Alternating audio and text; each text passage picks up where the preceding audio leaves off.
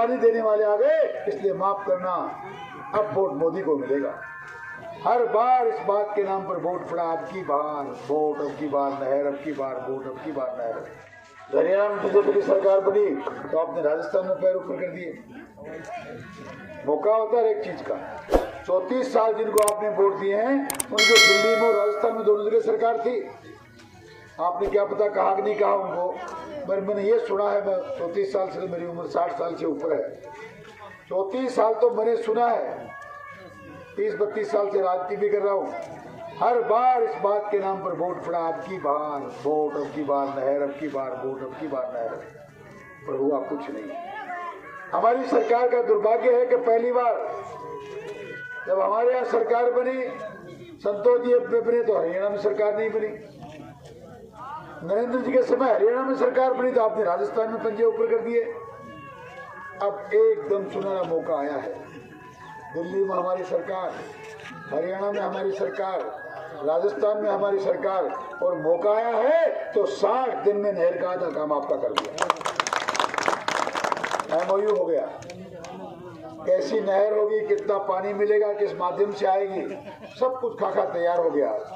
पाइपलाइनों के माध्यम से आएगी, एक बूंद पानी के रास्ते में निकलेगी नहीं, हरियाणा की जमीन खराब होगी नहीं। मोदी जी कहते हैं रास्ते में कुछ खराब नहीं होना चाहिए। राजीव गांधी कहता था 100 का नोट भेजता हूँ, 15 पहुंचते हैं गांव में गंडावा में। अब ऐसा सिस्टम कर दिया। दुनिया कहती थी ये मोदी बोलता क्या है, होगा क्या, पर एक सेकंड नहीं लगी, पूरे हिंदुस्तान के किसानों के, बहनों के खाते खुलवा दिए और एक बटन से खुलवा दिए, 54वीं भी जमा नहीं करानी पड़ी। जिस प्रकार रुपये का रुपया दिल्ली से चल के आता है, वैसा ही ताजे वाला हेड से जितना पानी चलेगा, बूंद की बूंद यहाँ आपके राजस्थान में पहुंचेगा। ये हालात हमने पैदा किए हैं। मैं आपको इतना बताऊं, केंद्र की सरकार जो कर रही है, जो कर रही है, पिछली बार 5 साल देरी होने के कारण के लिए भी हम जिम्मेदार हैं, क्योंकि अपने को पानी कम चाहिए था, आपको लोन ज्यादा माफ कराना था। इटली की रानी का बेटा जयपुर की राजधानी में जाके जोर जोर से चिल्लाने लगा, 1 2 8 9 10, बस मेरी सरकार बनने 2-10 दिन के अंदर पूरा कर्जा माफ कर दूंगा। कमाल कर दिया आपने, ऐसे लोगों का भरोसा कर लिया जिन्होंने नौजवानों का भविष्य खराब कर दिया, पेपर लीक कर दिए, गुंडापन पनपा दिए, बहनों के साथ बलात्कार हो रहा था, माफिया पनप रहा था, महिलाओं की अस्मिता के साथ खिलवाड़ हो रहा था, और फिर भी आपने कुछ नहीं सोचा, मात्र एक लोन माफ कराने के नाम पर ऐसी सरकार बना दी।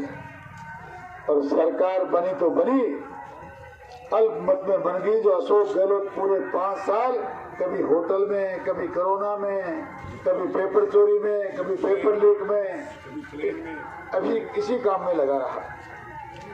जनता जब त्राई मची, दवाई दिलवाओ, वैक्सीन दो, इलाज करवाओ, अनाज दो, तो कहा मेरे पास न खाने को अनाज है, न इलाज है, न मेरे पास वैक्सीन है, मैं तो होटलों के अंदर इन विधायकों को रख लूं, मेरे पास इतना ही पैसा है। एक से दूसरे, दूसरे से तीसरे होटलों में घूमते रहे, नाच गाने देखते रहे, और वो लोग जो आपके वोट को लेकर विधानसभा में गए, उन्होंने भी वही काम किया। 5 साल राजस्थान को गर्त में ढकेल दिया, नौजवानों के रोजगार छीन लिए, 18 बार लगातार ये पेपर लीक करने वाली सरकार, और सरकार में मंत्री रहने वाले लोग फिर हमारे सामने वोट मांगने आ रहे हैं। आप उनसे भी तो पूछना, वो भी तो आपके गांव में आएंगे। आप तो राजघराने से आए हो, आपने 40 साल तक हमारे से पानी के नाम पे वोट मांगा, अब पानी देने वाले आ गए, इसलिए माफ करना, अब वोट मोदी को मिलेगा। ये कहोगे ना, ये कहोगे तो अक्ल ठिकाने आएगी। मैं नहीं कह सकता। जब मैं छोटा सा एक झोपड़ी में पैदा हुआ गरीब किसान का बेटा, कहा वो राजा का बेटा, चांदी की चम्मच मुंह में लेके पैदा हुआ है। 50 साल उनके पिता ने आप पर राज किया, 20 साल से वो राज कर रहे हैं, और अब भी मन नहीं मिला। ऐसी हालात के बाद भी देखिए धंधे वाले ने दोनों की जनता को कि चोरी वाड़ा कर लिया, पेपर लीक कर लिए, गुंडागर्दी पनपा दी, हत्याएं करवा दी, बहनों का बलात्कार कर दिया, इनकी अस्मिता के साथ खिलवाड़ कर दिया, फिर भी जनता ने जिता दिया। और फिर भी मन नहीं भरा, फिर भी हमको विधानसभा से पार नहीं पड़ेगी, लोकसभा में भेजो। एक कोने के अंदर राजस्थान की विधानसभा में बैठे 5 साल में एक नया पैसा खर्च कर नहीं पाएंगे, उसी प्रकार दिल्ली में जाके बैठ जाएंगे। तो किसान का बेटा तो बेबाक बोलने की हिम्मत रखता है, और तो उनसे टक्कर ले पाऊँ कि नहीं ले पाऊँ, लेकिन आपके विकास के काम में और उस राजधानी की सबसे बड़ी पंचायत में आपकी आवाज बुलंद करने का जिम्मा जरूर लेता हूँ, ये आपको विश्वास दिलाता हूँ। और जिस महामना के भरोसे हम यहाँ वोट मांग रहे हैं, उसने इस देश में 10 साल में जो कहा है वो किया है।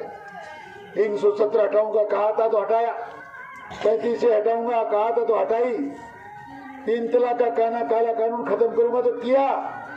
अब तो ये नौजवान साथी जो पढ़े लिखे उनसे पूछो, एक सीए का कानून और बसता था, पूरा देश कह रहा था ये नहीं हो पाएगा, वो भी हो गया। अब एक सुनहरा मौका हम लोगों के लिए काम करने के लिए है। अगली बार जो सबसे बड़ा काम कर दिया, कायदे से जो संख्या जितनी आपकी बैठी है इनकी होनी चाहिए थी, क्योंकि अब नया कानून बना है 33% महिलाएं राज करेंगी। ये भी बन चुका है, अगली बार इसको भी देखने का मौका मिलेगा। पर आप निश्चिंत रहें, हम आपके पास दोबारा धन्यवाद जब लेने आएंगे, क्योंकि साल भर लग जाती है, तब तक आपको इस बात का समाचार लेके आएंगे कि पाइपलाइन आधे हरियाणा में पहुंच गई है, आपके यहाँ पहुंचने वाली है। पानी आएगा कि नहीं, कोई ताकत रोक नहीं सकती। हम जो कह रहे हैं वो होगा। हम तो उनके सामने चुनाव लड़ रहे हैं जिस भगवान का भी जय श्री राम का नारा आप लगा रहे थे, आप नारा लगा रहे हो। वो जो वोट मांगने आएंगे कांग्रेस का, वो तो कहेंगे भगवान राम कोई था ही नहीं, राम से तो कोई बना ही नहीं। हमारी सनातन संस्कृति को नकारने वाले लोग, हमारा आराध्य देव को नकारने वाले लोग, हमें ये कहने वाले कि तुम्हारा कोई धर्म ही नहीं, तुम्हारा कोई मजहब ही नहीं, ऐसे लोग हमसे वोट मांगने आएंगे और हमको उनको वोट भी देंगे। 500 साल तक भगवान राम टेंट में विराजमान रहे, हमने लाखों करोड़ों हजारों करोड़ रुपया लगाकर, और कोई किसी सरकार का नहीं, देश की जनता जनार्दन का पैसा लगाकर हमारे आराध्य देव भगवान को आलीशान मंदिर में बैठा दिया, काशी का कॉरिडोर बना दिया।